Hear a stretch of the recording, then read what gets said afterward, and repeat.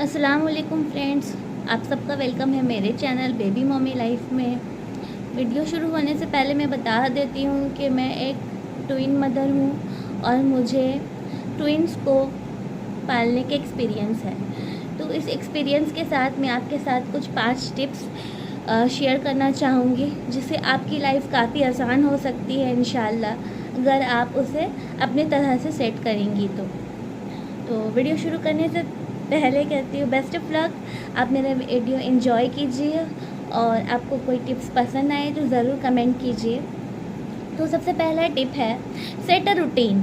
ठीक है, तो आप एक ट्विन मदर है और आपके पास में उतना टाइम भी नहीं होगा, घर के काम होंगे, बाहर के काम भी हो सकते हैं और बच्चों को संभालना कोई आसान काम तो है नहीं। तो ट्विन्स बच्चों को संभालने के लिए सबसे पहले आपको क्या करना है कि दोनों बच्चों का रूटीन सेट करना है आपको। लाइक वो कब खाना खाएंगे, कब आप उन्हें फीड करेंगी, ठीक है, कब वो सोएंगे, कब आप उनको नहलाएंगी, बाथिंग टाइम कब होगा। तो ये सब चीज़ों का आप ध्यान रखिएगा। तो हर चीज़ का आप अपने हिसाब से रूटीन सेट कीजिए। लाइक अगर आप सुबह 8 बजे उठती हैं तो उस हिसाब से आपका रूटीन क्या होगा वो आप जानती है कि पहले मैं क्या करूँ। पहले नहाने से शुरुआत करूँ, बच्चों को नहलाने से शुरुआत करूँ, खुद नहाऊँ, इसके बाद घर का खाना पकाना वगैरह करूँ। तो सबसे पहले आप दोनों बच्चे का काम कीजिए कि दोनों की जो रूटीन हो वो सिमिलर हो। अगर आप उनको नहला रही हैं, ठीक है, तो दोनों को साथ साथ नहलाइए। ये नहीं कि एक बच्चे को सुबह नहलाया फिर शाम में, तो इससे क्या होगा, आपका कियोस बढ़ेगा। तो दोनों बच्चों को एक ही रूटीन के अंडर में मेंटेन करने की कोशिश कीजिए, चाहे वो कुछ भी हो। लाइक अगर उनको फीड कर रही हैं तो फीड भी कोशिश कीजिए कि आगे पीछे करके आप दोनों को एक ही टाइम में दे दें, एक एक बारी करके। ठीक है, तो रूटीन सेट करना बहुत ज़रूरी है अगर आप एक ट्विन मदर है, बिकॉज़ विदाउट रूटीन आप ये काम नहीं कर पाएंगी और आप फ्रस्ट्रेट हो जाएंगी। टिप नंबर 2 है न्यू मदर्स के लिए, जो न्यू मदर्स हैं, न्यू बॉर्न बेबी ट्विन्स की।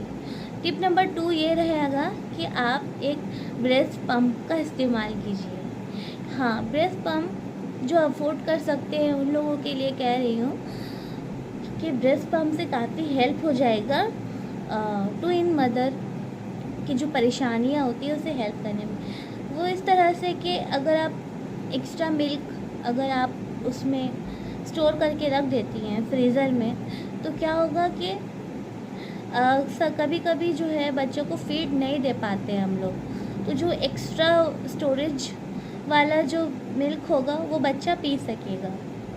ठीक है, तो ब्रेस्ट पंप का आप इस्तेमाल कर सकती हैं। इससे क्या होगा कि एक बच्चे को अगर आप फीड कर रही हैं अपने से, तो वो फीड हो जाता है, दूसरा बच्चा भूखा रह जाता है। तो इस प्रॉब्लम को सॉल्व करने के लिए आप क्या कर सकते हैं, जब आपका एक्स्ट्रा जो मिल्क हो उसे आप स्टोर कर दीजिए ब्रेस्ट पंप के ज़रिए। ठीक है, फ्रीज़र में कुछ ज़्यादा देर तक ये अच्छा नहीं रहता है, लेकिन कुछ टाइम के लिए आपको ये ज़रूर फ़ायदा पहुंचाएगा। ठीक है, तो आप ये कर सकती हैं, ये ऑप्शनल है, ये आपको मैंने एक टिप दिया। और थर्ड टिप होगा, क्योंकि ट्विन मदर को काफ़ी प्रॉब्लम रहती है कि एक बच्चा भूखा रह जाता है और एक बच्चा अच्छे से नरिश रहता है। तो एक काम हम कर सकते हैं, और किसी किसी का फीडिंग में प्रॉब्लम भी होता है। तो इसका टेम्प्रोरी सोल्यूशन मैं ये दूँगी कि आप जितना हो सके खुद से ही कोशिश कीजिए फीड करने के बच्चों को। अगर नहीं हो पा रहा है तो आप फार्मूला मिल्क का यूज़ कर सकती हैं। ठीक है, फार्मूला मिल्क का आप यूज़ कर सकती हैं ताकि कोई बच्चा भूखा ना रहे। फीडिंग इज़ इम्पॉर्टेंट, ये बात आप ध्यान रखिए कि बच्चे को फीड कराना ज़रूरी है। ठीक है, तो आप खुद के ऊपर भी ज़्यादा प्रेशर मत लीजिए। अगर फीड नहीं करवा पा रही हैं तो आप फार्मूला मिल्क का यूज़ कर सकती हैं सब्स्टिट्यूट के हिसाब से, ठीक है। और अगर आप खुद ही फीड करवा रही हैं तो ये बहुत अच्छी बात है माशाल्लाह।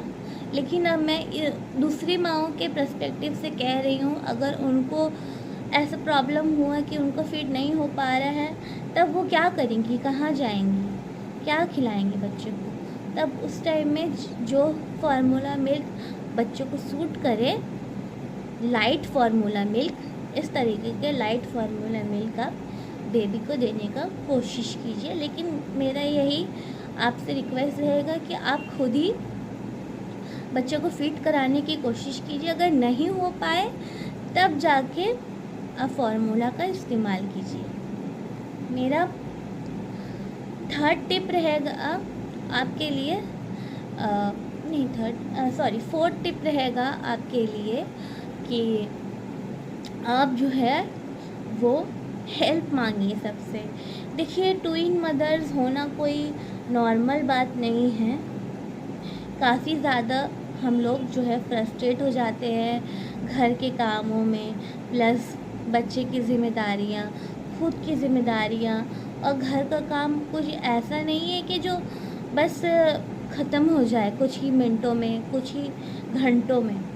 ये ऐसा काम है जो ख़त्म होने का नाम ही नहीं लेता है। तो इस मौके में आप क्या कर सकती है, अगर कोई हेल्प कर सकता है तो आप हेल्प लेने में शर्माइए नहीं।